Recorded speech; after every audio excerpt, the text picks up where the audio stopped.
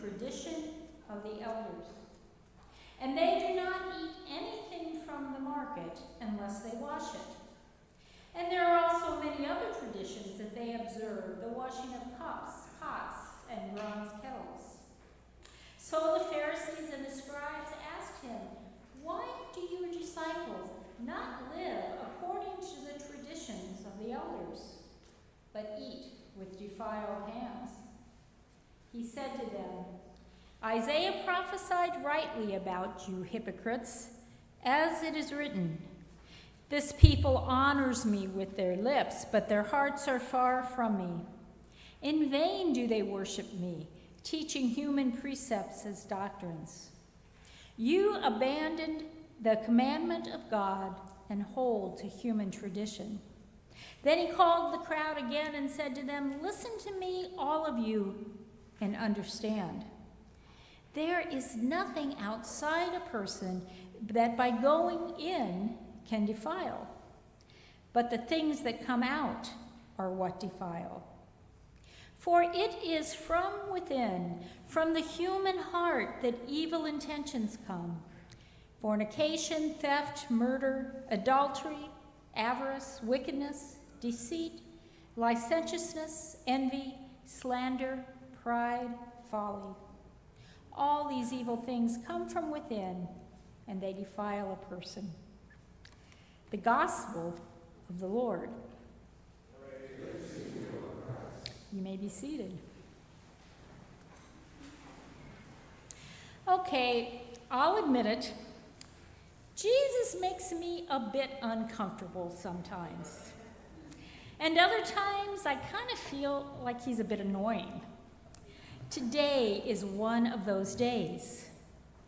All three of our scriptures for today have something to do with rituals and traditions that have been given to God's people and handed down through the ages. The laws and ordinances that were part of God's covenant with the Hebrew people of the Old Testament are then adapted and revised with God's new covenant with all of us through Jesus.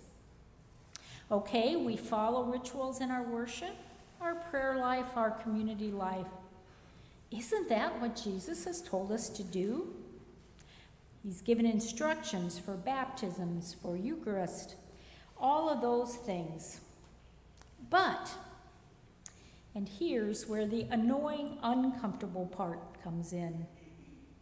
In today's gospel, Jesus seems to be saying that these rules, these rituals, which we try so hard to follow, are not really very important after all.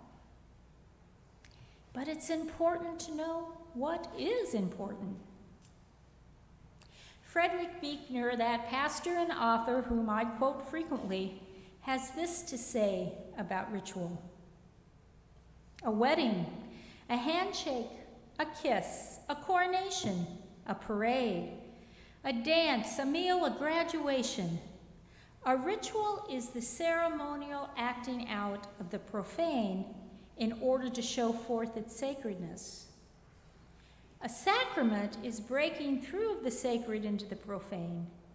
A sacrament is God's offering his holiness. A ritual is our raising up the holiness of our humanity to God. So rituals are important as a way to connect and stay connected to God. But there's more to it.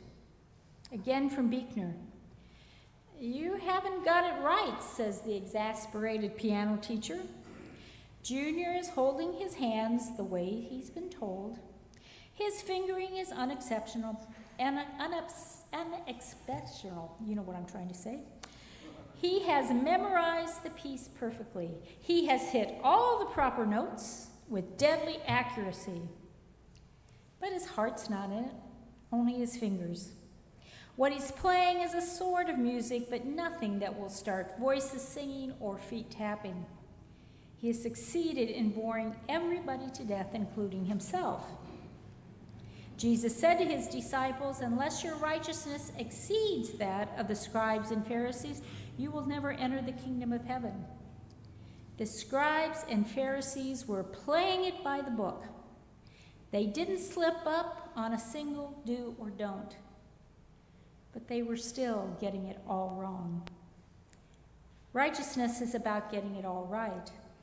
If you play it the way it's supposed to be played, there shouldn't be a still foot in the house.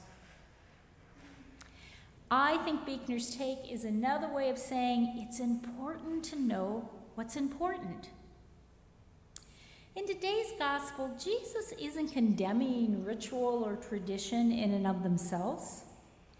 Jesus is saying that in the end, rituals and tradition on their own aren't really the most important things in life. It's important to know what is important. And it's especially important to know what's important as we practice discipleship and continue on our journey to be followers of Jesus. So if ritual itself isn't most important, what is?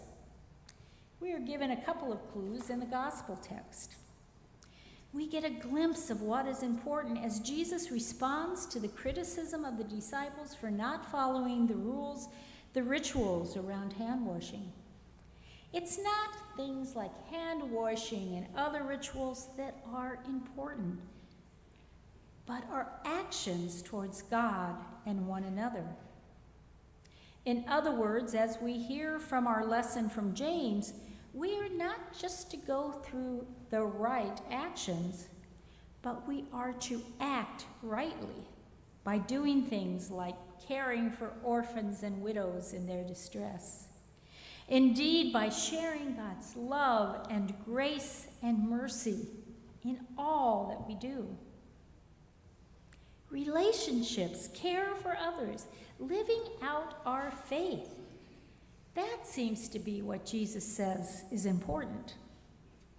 And it is important to know what's important. And as followers of Jesus, it's especially important to know what's important. We are given many gifts in life.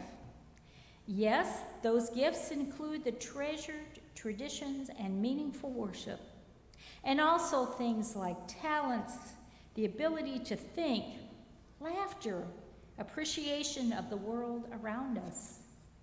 But what makes any of these things important is not the thing itself, but how we choose to use it, how we share these many gifts in a way that draws us closer together and draws us closer to God.